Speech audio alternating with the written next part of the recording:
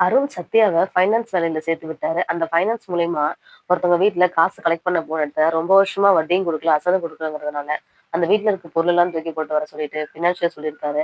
அத கேட்டுட்டு சத்யாவும் பண்ண போம்போது, முத்து அத பார்த்துட்டாரு. முத்து அந்த இடத்துக்கு எப்படி வந்தாருன்னு பார்த்தோம்னா, சீதாவ ஆட்டோல கூட்டிட்டு போன அந்த ஆட்டோக்காரன் தான் சீதாவோட ரூ. 5,00,000 கேஷ் அடிச்சிருக்கான். அது தெரிஞ்சு தான் முத்து அவங்க வீட்டுக்கு போனான். அந்த இடத்துல சத்யா இது மாரி வந்து கலாட்டா பண்ணத பார்த்துட்டு, சத்யாட்ட பேசாமயே கோவத்துல முத்து போயிட்டான். சத்யா பின்னாடியே போய், "மாமா என் மேல எந்த தப்பும் இல்ல மாமா. நான் பார்க்குற வேலை அந்த மாரி மாமா.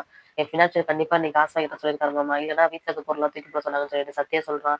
"சரிடா, அதுக்குன்னு இது மாரி பண்ணி தான் நீ பிழைக்கணுமா சொல்லு. உன் ஃபினான்ஷியர் அங்க உட்காந்துக்கிட்டு உன்ன வேலை வாங்கிட்டு இருக்கான். ஆனா அந்த அம்மாவோட பாவம்லாம் உன்னைய தானே வந்து கேட்கும். கொஞ்சமாவது உன் வாழ்க்கைய நினைச்சு யோசிச்சு பார்த்து வாழு சத்யா. அருந்தாலும் இந்த வேலைய உனக்கு சேர்த்து விட்டான். ஒரு நல்ல வேலை நான் பார்த்து தரேன் வா" அப்படின்னு சொல்லிட்டு முத்து சொல்றாரு. சத்யா கொஞ்ச நேரம் யோசிச்சு பார்த்துட்டு, "ஆமா, இருந்தாலும் நம்ம பண்ணது தப்பு தான். அந்த அம்மா கை குழந்தைய வச்சு கஷ்டப்படுறாங்க. நம்ம வந்து அவங்க வீட்டு பொருளெல்லாம் எடுத்து போட்டுருக்க கூடாது. நம்ம மாமா சொன்ன மாரி இந்த வேலைய விட்டுட்டு வேற வேலைக்கு போலாம்ன்னு" சொல்லிட்டு சத்யா யோசிக்கிறான். இந்த விஷயம் அருண் காதுக்கு போய், அருண் சீதா கிட்ட போய், "பாத்தியா சீதா, உன் தம்பி நல்லா இருக்குன்னு சொல்லி தானே நான் ஃபினான்ஷியர்ட்ட பேசி வேலைய சேர்த்து விட்டேன். ஆனா இப்ப முத்து நீ பார்க்குற வேலை தப்பா இருக்கு. அருண் சார் வேலைய விட்டு நான் உனக்கு வேலை வாங்கி தரேன்னு சொல்லிட்டு என்னைய தப்பா காமிச்சு சத்யாவ அவன் பக்கம் இழுத்துட்டான். அவனுக்கு காசு கிடைச்ச விஷயத்துல கூட எனக்கு சந்தேகமா இருக்கு சீதா.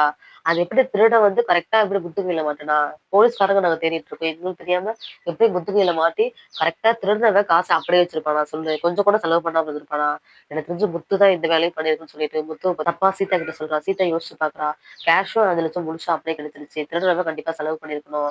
இப்ப சத்யா விஷயத்துலயும் வேலைய விட்டு நில்லுங்கிற மாரி மாமா சொல்றாரு. அந்த ஆளு திருந்தவே மாட்டாரு. அப்படின்னு சொல்லிட்டு சீதா ரொம்ப கோவப்படுறா. இதுக்கப்புறம் என்ன நடக்க போகுது? நாளைய ப்ரோமோல பார்க்கலாம்.